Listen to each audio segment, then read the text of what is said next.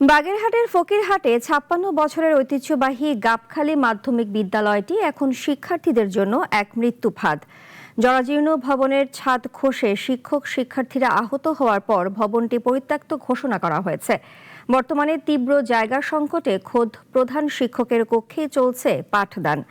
বাগেরহাটের ফকিরহাট থেকে সাগর মল্লিকের প্রতিবেদন, জানাচ্ছেন মোস্তফা কামাল তোহা।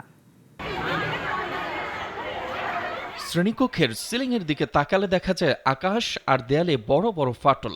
বাগেরহাটের ফকিরহাটের ১৯৬৮ সালে প্রতিষ্ঠিত গাবখালী মাধ্যমিক বিদ্যালয়ের বর্তমান চিত্র এটি। দীর্ঘ ৫৬ বছরের পুরানো এই বিদ্যাপীঠে যে কোনো সময় বড় দুর্ঘটনার আশঙ্কায় তটস্থ ৩ শতাধিক শিক্ষার্থী।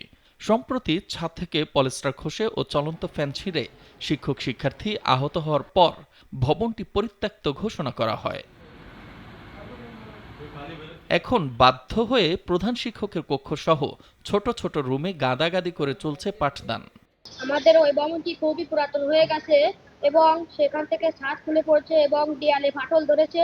সেজন্য আমরা একটি নতুন ভবন চাই। আমরা চাই যে আমাদের বিদ্যালয়ের পুরাতন ভবনটি ভেঙে একটি নতুন ভবনে পরিণত হোক। আমাদের পরীক্ষার সময় বৃষ্টির পানি আটকে থাকে এবং পরীক্ষার খাতার উপর পড়ে, এতে পরীক্ষার খাতা নষ্ট হয়ে যায়।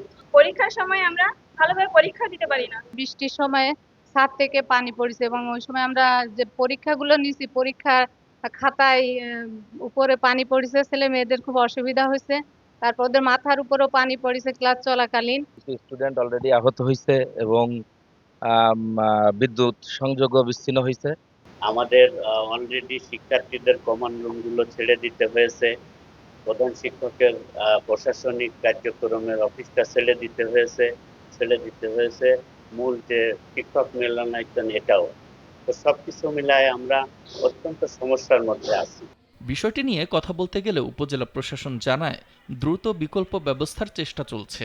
প্রাথমিকভাবে ভবনটা ব্যবহার করতে নিষেধ করা হয়েছে। বাচ্চাদের শিফট করে ক্লাসরুমের যে সংকটের একটা বিষয় আছে, আমরা চেষ্টা করতেছি একটা টেম্পোরারি কোনো শেড করে সেখানে তাদেরকে সাময়িকভাবে স্থানান্তর করে শিক্ষা কার্যক্রম চালিয়ে দেওয়া। এমন পরিস্থিতিতে দ্রুত নতুন ভবন অথবা সংস্কার জরুরি মনে করছেন সংশ্লিষ্টরা। মোস্তফা কামাল তোহা, নাগরিক।